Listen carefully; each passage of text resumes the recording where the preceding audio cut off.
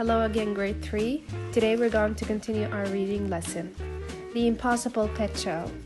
This is the title for our new story. The genre is realistic fiction.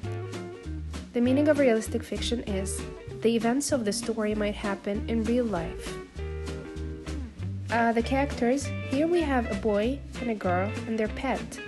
For this setting, the boy and the girl are playing at the park, so the setting here is the park. And now, let's read the story together.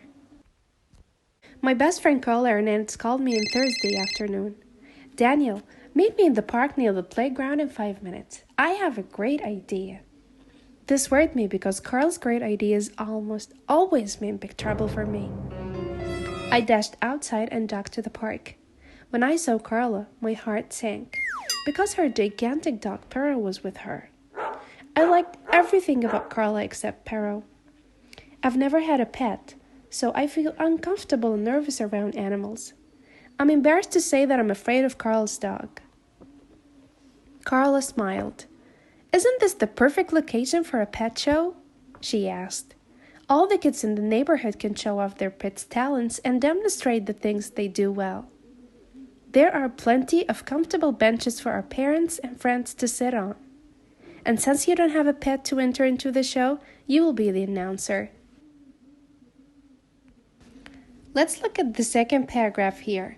The phrase "my heart sank" means I had a bad feeling. Why does Daniel say my heart sank? He said that because he saw Carla with her dog, and he feels uncomfortable and nervous around animals. That's why he said my heart sank, so he was scared or afraid.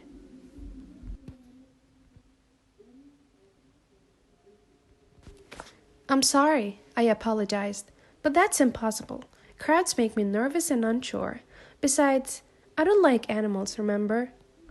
That's nonsense, said Carla. There's nothing to be concerned about because you will be great. Just then, Pero leaped up, slobbered all over me, and almost knocked me down. Yuck! Down, Pero, stay! I shouted. Pero sat as still as a statue. Wow! You're good at that, said Carla. Now, let's get started because we have a lot to do. By Saturday morning, I had practiced announcing each pet's act 100 times. My stomach was doing flip-flops by the time the audience arrived. The size of the crowd made me feel even more anxious. When the show began, I gulped and announced the first pet. It was a parakeet named Butter, whose talent was walking back and forth on a wire. When Butter finished, everyone clapped and cheered. So far, everything was perfect, and I was beginning to feel calmer and more relaxed. I realized that being an announcer wasn't so bad after all. Let's have a look here at the word nonsense. What do you mean by nonsense?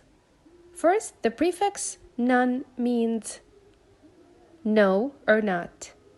And the word sense means meaning. So nonsense means it has no meaning. Something that has no meaning. It doesn't make sense. Question 2. How does Daniel feel after everyone claps and cheers? He felt calmer and more relaxed, and he also realized that being an announcer wasn't so bad after all.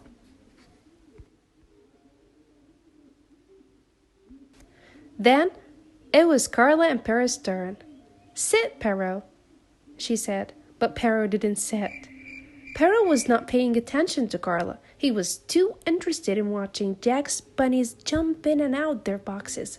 Suddenly, Pero leaped at the bunnies who hopped toward Mandy and knocked over her hamster's cage.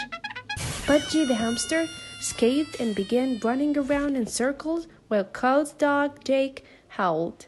This was a disaster, and I had to do something. Sit, I shouted at Pero. Quiet, I ordered Jake. Stay, I yelled.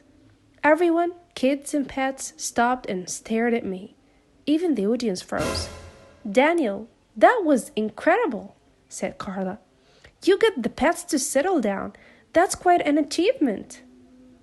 Sadly, that was the end of our pet show, but now I have more confidence when I have to speak in front of people. And even though I am still nervous around animals, Pero and I have become great friends. And I have discovered my talent too.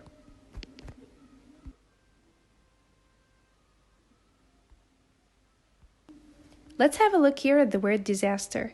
Disaster is a terrible event. So, what was the reason that the pet show was a disaster? The pet show was a disaster because all the animals were running and jumping everywhere. No one could control them. So it was a disaster. So how does Daniel change at the end of the story? Do you remember at the beginning of the story, he was nervous and he didn't feel comfortable being around animals. And he was also a bit scared to speak in front of people. But this was changed at the end of the story. He got the confidence to speak in front of people, and he and Pero became great friends. And he also discovered his talent. That's it for today, and I hope you enjoyed the story.